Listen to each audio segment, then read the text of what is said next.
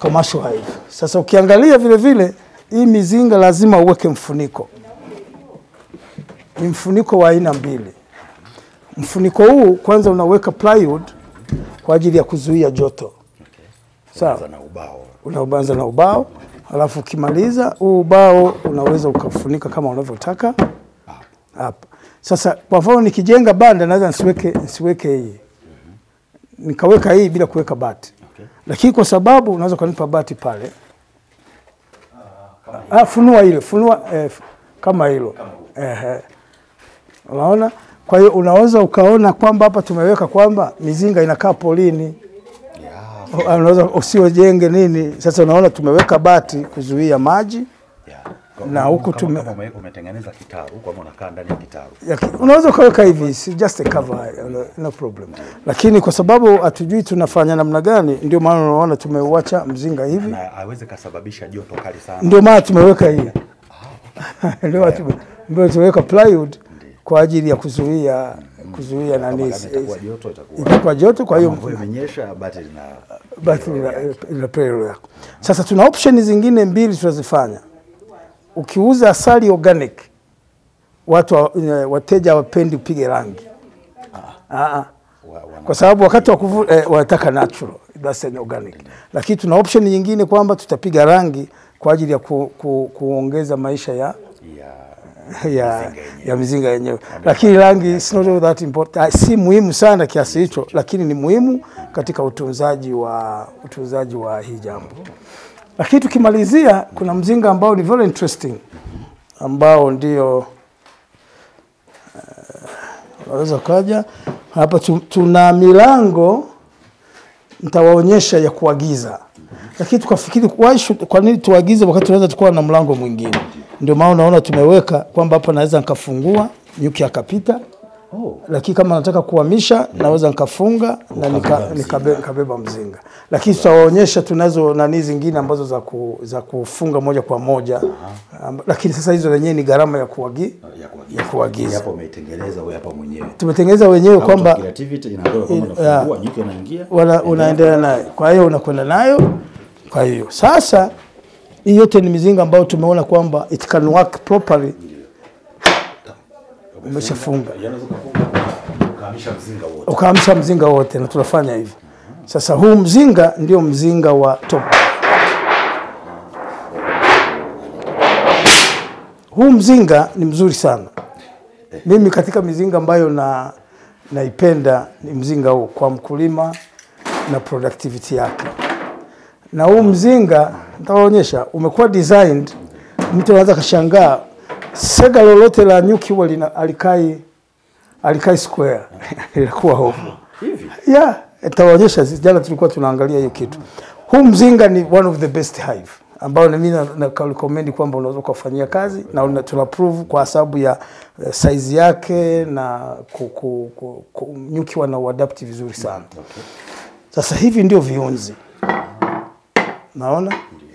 Na nafikiri tukija tena tukishahamisha kwenye banda tutaweza. This is the top bar. Kwa hiyo hapa tunaweka sega kama huko na tutaweza kuweka. Sasa tunabadilisha, baadaye tukao tunaweka nta. Sasa tunataka tuweke na kasega kadogo ili nyuki ana tabia ya kujenga akaenda hivi. Unaona sega limekamata yote haya. Lakini lazima tu make sure kwamba inakwenda vile. Kwa hiyo huu mstari ni kwa ajili ya kuweka kama unawapa barabara ya kupita, ambayo tutaweza kuweka nini? Tutaweza kuweka nta, starter nini ile kidogo. Kwenye miezi 2-3 utakuta nyuki wameshajaza asali tayari. Na asali kawaida ya asali ni kwamba asali ni maua. Una maua au una asali. Hiyo ndio kitu cha kwanza. Kwa hiyo nyie watu wa mazingira tunasema mpandie nyuki chakula. Hiyo ndio theme ambayo inaweza kwenda. Na nimepropagate hiyo kitu ya kilimo nyuki ili watu akilima alizeti asifikirie alizeti tu. Alizeti mimi siwezi kwenda kulima kwa sababu yeye alimi kwamba mimi nalimia kama unavyolisha nyuki na kufanya hivi. Lakini tumeshafika mahali sasa hivi tunaanza kulisha nyuki, tunaagiza vyakula kutoka nje kwa ajili ya kuwapa kwenye dry season. And how do you do it? I'll show you how we do. Kwa hiyo sasa hii ndio tunasema huo unaitwa top bar. Top bar.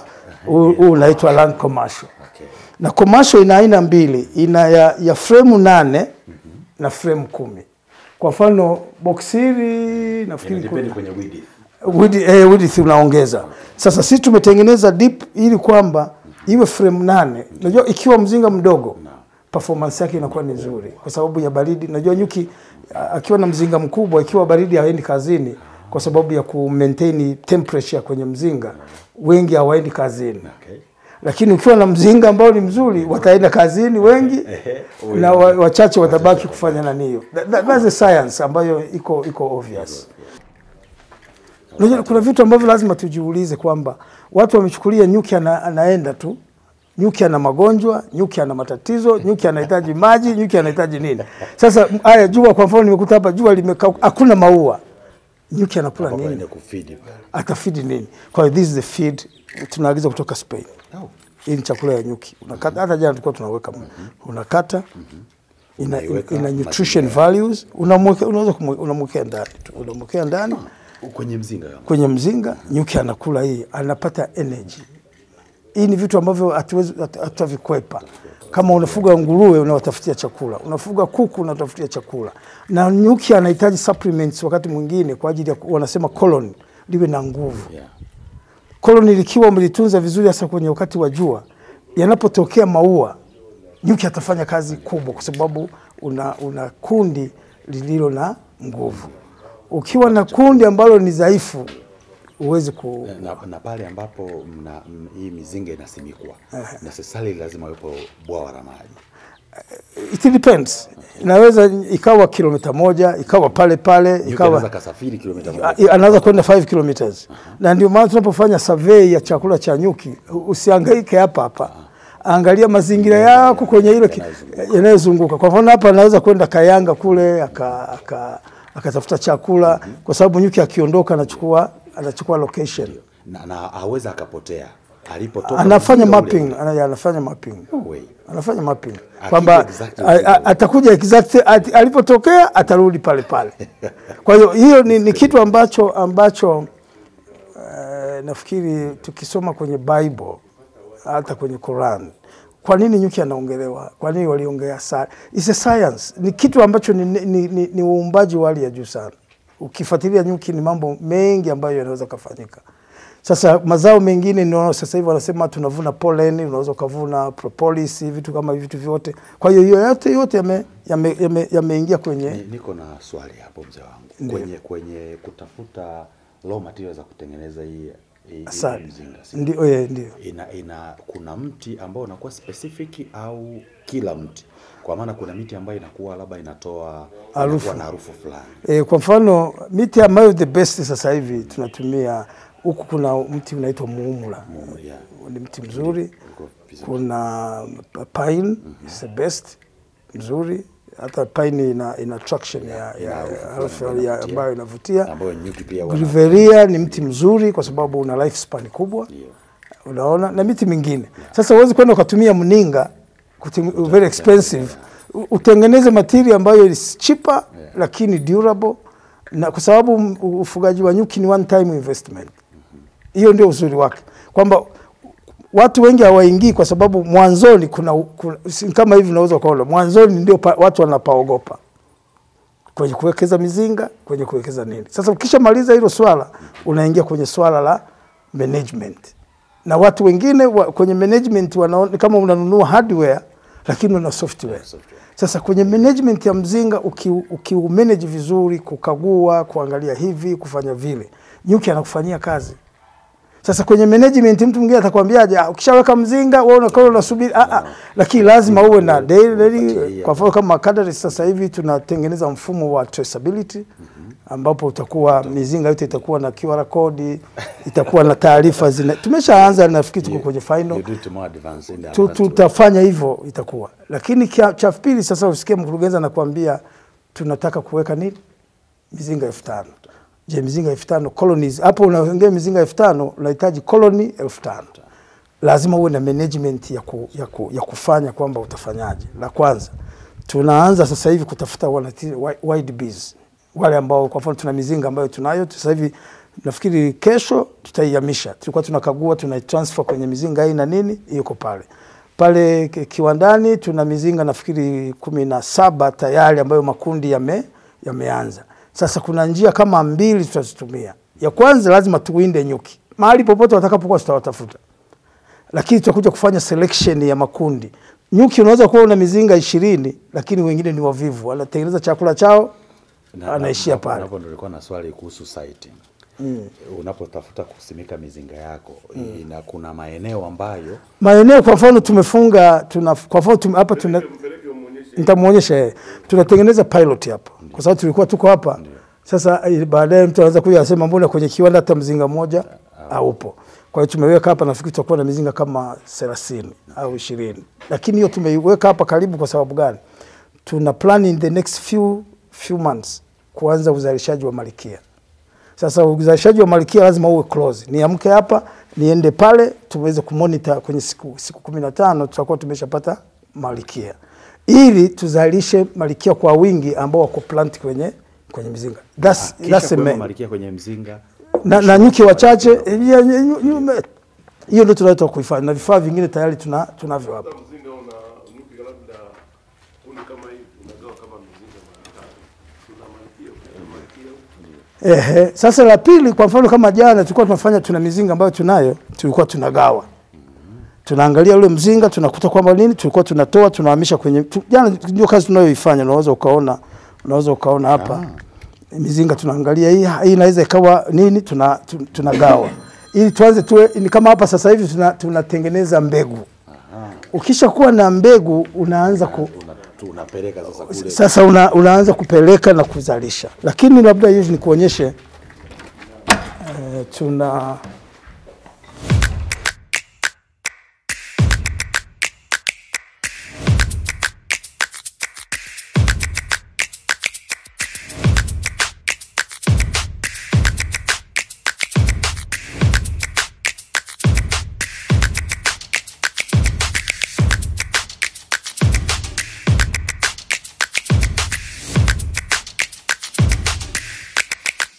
sasa hizi ni instrument za kuzalisha queens. Ambayo mmemsikia mkurugenzi anasema tunataka ngapi? 5,000. Sasa 5,000 queen 5,000 utazipata wapi? Inabidi kuzalisha. Lazima kuzalisha. And this is the purpose. Sasa kuzalisha kuna kifaa kinaitwa Jenta. Hii kifaa tunamkamata watu wengi, hata tulikuwa tunaiambia. Bahati nzuri mimi niko kwenye kusaidia serikali. Niko kwenye kamati za serikali kuambia kwamba tufanye reality. We don't need to talk. Words with actions. With actions. Hapa. Sasa tunapokwenda kwenye mzinga unamtafuta malikia. Hii ni queen catcher. Unakwenda unamkamata malikia unamuingiza hapa. Na malikia umesema anakuwa kwenye lower part. Sio lower part au popote pale. Mimi nikienda pale nikakuta nikamkamata malikia hivi, nikamuingiza humu. Naweza nikitembea na hii nyuki wanakufuata. Kwa sababu pheromone ya malikia ndio controller wa mzinga. Nikisha maliza kupata hii ambacho ndio tunataka tutengeneze hapa. Tukimkamata malikia tayari tuna kifaa hiki kinaitwa Jenta. Kifaa hiki kina miguu, kina mikono. Unaona? Tunamkamata malikia, tunamuingiza kila roki. Unaona? Lakini hapa unaweza usifungue, unafungua hapa. Unakamata yule malikia, unamtumbukiza hapa. Kwa kutumia hicho kifaa. Usimkamata umemuingiza, unamfunga hapa, hawezi kutoka. Sawa. Sasa asipotoka malikia huyu huku nyuma. Unaona? Huku nyuma unaona kuna vidubwasha hivi. Sasa malikia kazi yake yeye akishaingia mahali popote yeye ni kutaga mayai. Hiyo ndio kazi yake. Ndio kazi yake. Akitaga mayai humu baada ya siku 3 unatoa hivi vinani.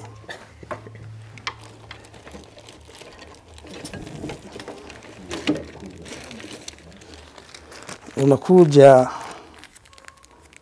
unatoa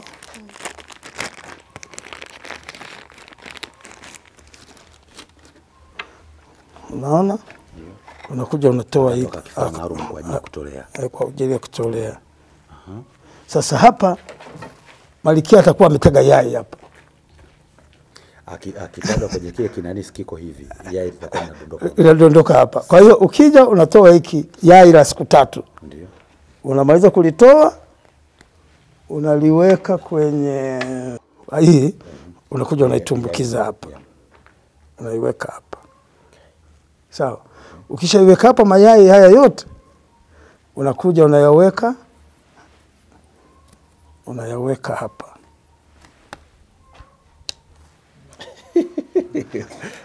Sio, umeelewa? Sasa yote unayapanga hapa. Sasa ukishayapanga hapa, unaenda kwenye mzinga ule Malkia ulipomtoa. Unachukua frame zingine zile, yale masega mengine unaweka kwenye mzinga mwingine, alafu unachukua hii unaiweka kwenye ambapo hakuna Malkia. Sasa wale nyuki mara moja wanagundua kwamba hawana Malkia. Tutaweka tu hawana Malkia. Wanachokifanya, wanaanza kulisha hii mayai royal jelly ili wamtengeneze Malkia. Sawa? Sasa wakishamtengeneza hapo, wanamtengeneza Malkia. Ikifika siku ya sasa, kwa mfano tukifika sisi siku ya 5, siku ya 6, wanamlisha royal jelly na kale kalava kanaanza kufanya nini? Kudevelop. Sasa tunaweza tukaamua sisi, hebu tule royal jelly. Kwa hiyo tuna scoop na hii tunatoa royal jelly. Ambao nasikia ni first class. First class. Lakini sisi kwa sababu tunataka kama queen tunaendelea na hii tu.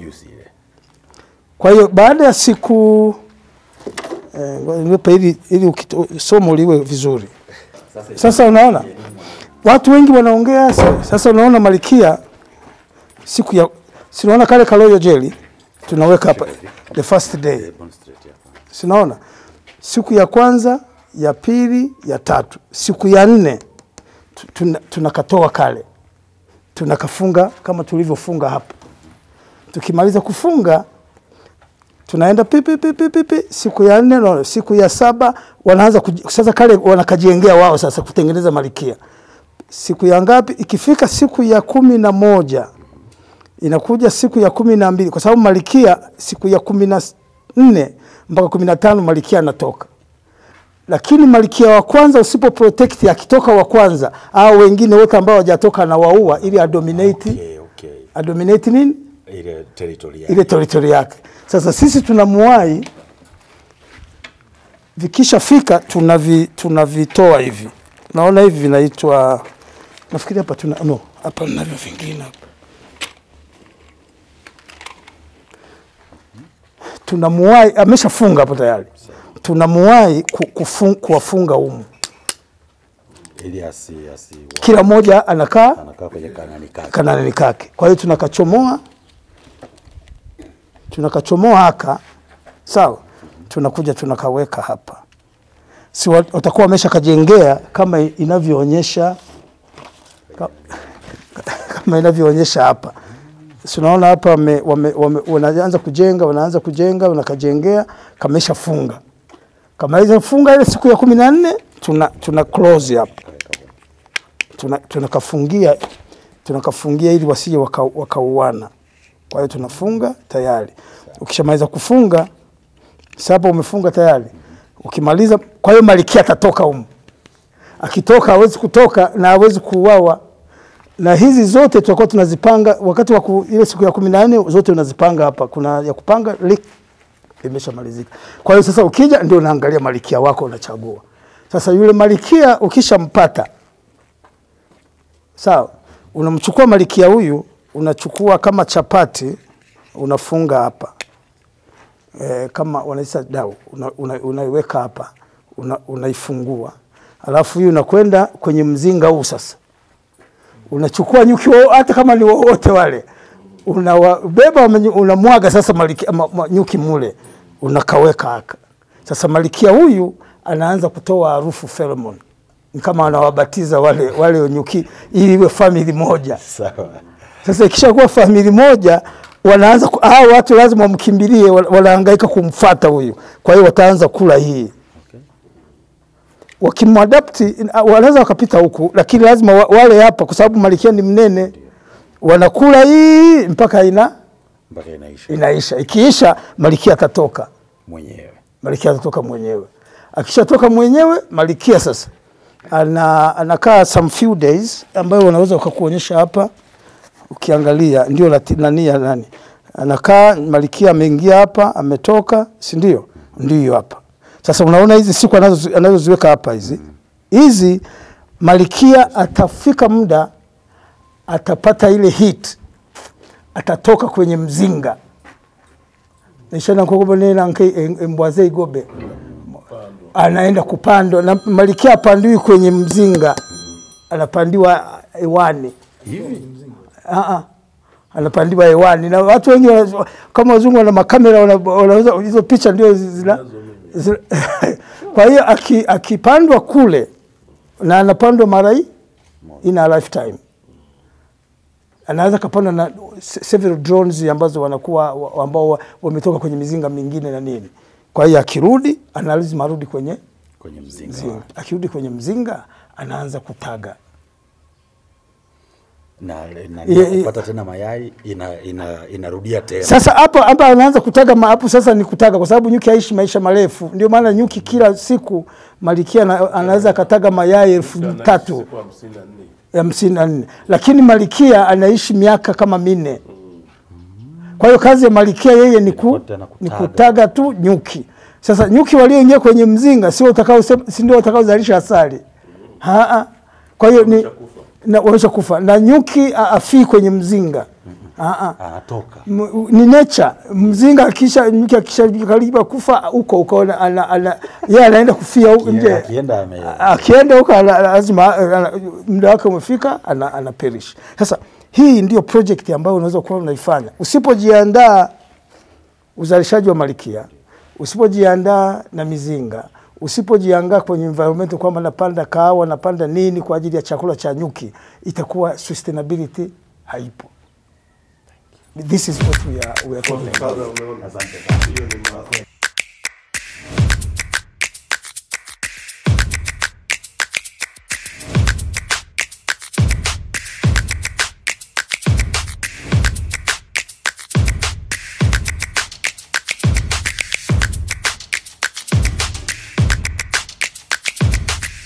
Mimi nikitaka kufuga na wewe una utaalamu wa kutengeneza mizinga. Sasa pale nimeona kuna mizinga ambayo tayari pale umeshatengeneza kwenye karakana. Sasa mimi ambaye naenda kufuga hiyo nyuki kwa elimu ya kawaida ya kuweka, kunachukua mzinga na weka sehemu fulani, naweza nikawa na kulifanyia assessment, lakini manake wewe ndio umetengeneza ule wako. Sasa unashauri ninunue upi? Ninunue ule ambao uko kwenye karakana au nichukue mzinga kutoka kwako ambao tayari umeshaupandikiza Malkia ndani yake? Plani tulionayo ndio unasema unakuwa na vision ya kwamba unataka kwenda wapi. Unajua usipojua destination you cannot go. Na normally wanasema usiwe na wasiwasi na destination. Sisi tunataka kwenda tunapajua kabisa. Wasiwasi wetu ni safari. How do you reach there? Lakini kusema kwamba mimi nakwenda Dar es Salaam kichwa kikauma tunajua kama tunataka kwenda Dar es Salaam. Je, utafika kwa njia ipi? Ndio maana tunatengeneza infrastructure, miundombinu ya kufika Dar es Salaam. Tunafanya miundombinu ya kufikia lengo la kuzalisha asali. Hiyo ndio KPI yetu. Sasa mkulima, hata utakapokuja wewe kama mkulima au mfugaji, lazima utapita kwenye njia ambayo tumeiandaa. Kwa sababu tuna uhakika kwamba ukichukua mzinga tuliouandaa, tuna uhakika utapata ninachokikusudia. Na inawezekana usikifanye kwenye very expensive. Mimi nitakwambia kwamba una hela ya kununua bati. Je, huna hela una nguzo? Kama hata una ya kuguza nguzo, je, huna hela ya kutengeneza kimeza? Sasa hivi ni vitu ambavyo ni very basic. Ukienda kwa mtu ambaye ni mkulima mkubwa, unajitengeneza wewe kwenye udogo, lakini unafanya vile vile kama mkubwa anavyofanya anavyofanya. Kwa sababu huyu anasema mimi na mizinga 1000. Sasa wewe fanya mizinga 5. uisimamie, sio pa kuanzia na ukafanya vizuri na ikafanya vizuri, kwamba kama management ikawa ni nzuri, unafanya follow up, wanakuelekeza, unawasikiliza. Mimi sijawahi kwenda kwenye chuo chochote cha nyuki completely kama unavyotupatia sasa. Mimi nimepewa na mtaalamu wa nyuki, mwalimu wangu anaitwa Mzee Liana, yuko Kibaha, alinifundisha almost 15 years, akanionyesha namna ya kufanya, na I've devoted myself in a bee. That's my life. Naangalia, kwa hiyo nayo yasoma na angalia, naona hapana, hii haiwezekani. Wanaposema mizinga ya nyuki, wengine watakwambia mzinga huu bora ni mzinga wowote unaweza ukautumia, ni ubora na ukapata asali, na asali inayotoka kwenye mzinga ule ulioona wa kienyeji na huu wa kisasa ni yale yale. Sasa uangalifu wake ndio muhimu. Utasikia watu wanaongea climate change, sawa, climate change ipo. Lakini je, utapataje nyuki bila maua? Utapataje asali? Miti ambayo inatoa maua. Kuna miti inatoa maua na resistance kwa ukame, kwa mfano milonge. Nafikiri Kadaresa juzi alikuwa na kitabu cha zaidi ya 300,000 miti. Encourage watu walime milonge, ina fix oxygen kwenye udongo, inatengeneza kivuli, unakula chakula nutrition, inatoa maua mara 3 kwa. Sasa haya ndio infrastructure, ndio miundombinu ya kujitengenezea nyuki. Inasaidia kwenye hewa ukaa, ndio kazi yake. Ambacho kwa mfano kama ufugaji nyuki una faida nyingi sana. Ukifuga nyuki utatengeneza chakula, utapanda miti. Ile aina ya miti itatengeneza kivuli, itatengeneza oxygen, watu watapata oxygen. Mtu yule nyuki akisha shiba naye akatoa matunda kama asali, utakula kama asali organic, inatibu magonjwa mbalimbali. Beekeeping kwenye rural area inaweza ikaleta mabadiliko makubwa kuliko kitu chochote, mpaka watu wakashangaa. Uwezi kulima kahawa bila nyuki ya kuchavu. Sasa unaenda Wizara ya Kilimo awaongelee nyuki, unawashangaa. Wanaona kama ni kitu kidogo. Sio kitu kidogo, hawakiongelei. Wana invest kwenye mambo ya BBT, wana invest kwenye irrigation, wanafanya nini, wanalima alizeti. Una alizeti, una nyuki, utavuna makapi. Inabidi wepo na nyuki wa kwenda. Pembejeo kubwa kuliko yote, kuliko hata fertilizer ni nyuki. Mzee wangu nashukuru sana. Sasa kama wewe kwenye hilo milioni and you are investing billions of money, it's a wastage of resources. Ambayo sasa baada ya kupata elimu sasa kwa ushauri wangu mdogo, taasisi kama ya kwenu, wanasema what is the anchor program? Ni kama umejenga nyumba, una wapangaji wale wadogo, una wapangaji wadogo. Kwa nini usitafute mpangaji mkubwa akilipa kodi? Hawa wengine hata usipokulipa akilipa ndio enka ndio hao watafanya polepole. Sasa TV nyingi, radio nyingi huwa hazina kwenda kusema hii radio nisikilize kuna nini? Ni kitu gani ambacho kitafanya watu waseme bwana mimi bila kusikiliza radio fulani, saa fulani, channel fulani. Ndio. Sasa hiyo ndio wanaita anchor. Lazima uwe na kitu kinacho kubeba. Mimi nafanya biashara ya nini? Mimi kinachonibeba ni nyuki. Na uwezo wa kuiongelea Tanzania, na uwezo wa kuiongelea kwa sababu nimewekeza akili yangu kwenye nyuki, lakini sio kusema sitafanya. That's my life. Sasa tutengeneze taasisi ambazo zitapeleka message kwenye community na kubadilisha community. Sasa hivi tuache mambo mengine, ni problem kubwa kwenye community. Hatuna vijana wanaweza kufanya kazi. Sasa hivi mimi nimeona lazima kachukua Warundi waje kufanyia kazi. Natives they are busy with the borders. Nenda uangalie investment iliyo, unajua kutumia akili ndogo. Nenda uangalie investment iliyotumika kununua mapikipiki Tanzania. It's billions of money. Who is benefiting? Is the Chinese and the Indians. Sisi tunaishia kwenye ajali. Tunaishia kwenye ajali. Sasa naona hivyo vitu sasa umeviongea kwenye upana huo. Sasa ni lazima to change behavior, way of thinking, na in a simple way. hii haitaji elimu ya university au PhD au rocket science. Very basic kwamba bwana lima pilipili. Hilo tu linakushinda. Lima mchaichai. This money. Lima parachichi. Ukienda kwenye shamba la mkurugenzi pale parachichi. These are busy working. Tunaofanya kazi wanafanya kazi ya pollination. Sasa why should you not concentrate on that? Natural. Mimi nikimaliza hapa nakunywa kashwagara, lakini na hii pia ni chakula ya nyuki. Chakula ya nyuki. Usinaona they are there. Kumata kufuga nyuki na hata mti wote ambao unaopanda, mti ambao unakuwa na ndio maana wanasema kwenye mazingira msipropagate watu wapande paini tu. Propagate watu wapande maua ya nyuki, chakula cha nyuki. Sawa. Kwa hiyo community ya Tanzania sio Karagwe tu, sio Kagera tu, sio community ya vijana iko hoehae. Wanahitaji kupata elimu kupitia vyombo vyetu vya habari. Sasa tumebakiza kugeuza watu tuna machawa sio nini. They are not busy looking on the land. No.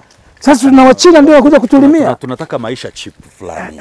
Sio maisha ya kuja na sio maisha cheap, tunataka maisha ovyo. Ukisema cheap life unaweza kuwa mimi naishi cheap life lakini na value. Ndio. Maisha ya ovyo kabisa. Maisha ya ovyo tumeshaanza kuya experience. Ndiyo. Na maisha ya ovyo. Angalia sasa hii mdalasini. Watu wao busy. Tumeupanda kwa sababu nini? Hata hapa. Na karufu kake pia kanavutia. Na mdalasini ni one of the. Sasa wewe ukipanda midalasini mingi kwa ajili ya chakula cha nini? Cha nyuki. After 5 years tutakuwa na mdalasini wa kuexport. Focus kitu kama hicho. Kama watu wote watalima midalasini. Sasa mimi sielewi hata watu wa kilimo wanaangalia nini. Sio kama umenielewa. Nikupata vizuri mzee. Sasa hiyo mimi ndio naiangalia kwenye perspective hiyo. Na kama itawezekana na nyie mwanze naona huu ndio mlonge. Tunaanza kupanda sisi. Na hii pia chakula cha binadamu na nyuki. Tumeshapanda kwa sababu ya ukame, lakini inakwenda ina resistance ya ukame. Lakini baada utaona hii itakwenda big. Chakula cha nyuki kipo. Sasa haya ndio mambo ambayo watu wanapaswa waone. Unaona ina survive, ime survive kwenye hardship, lakini it is doing very well. Sasa